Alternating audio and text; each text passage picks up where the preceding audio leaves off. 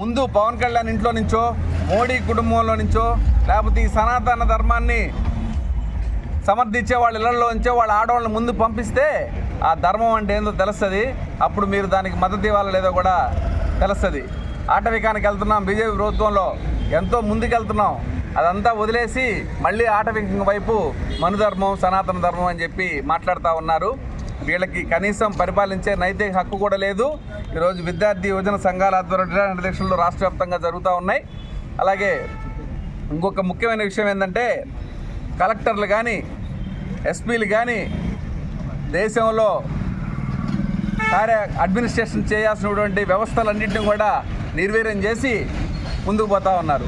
ఇదే కూటమి ప్రభుత్వాన్ని అడుగుతూ ఉన్నాం, మీరు ఎలక్షన్లో ఇచ్చిన హామీ ఏంటి? మేము వైజాగ్ స్టీల్ని ప్రైవేట్ పరం కానికుండా ప్రభుత్వ రంగంలో కొనసాగిస్తామని చెప్పిన ఇదే చంద్రబాబు నాయుడు గారు, ఇదే పవన్ కళ్యాణ్ గారు, అదే బీజేపీ వాళ్ళు ఈరోజు ఎందుకు ధైర్యంగా ముందుకు వచ్చి ఆ మాట చెప్పలేకపోతున్నారు అని కూడా మేము ప్రశ్నిస్తూ ఉన్నాం. ఇది మా మంచి ప్రభుత్వం అని చెప్పి 100 రోజులు స్టిక్కర్లు వేసుకొని తిరగడం కాదు.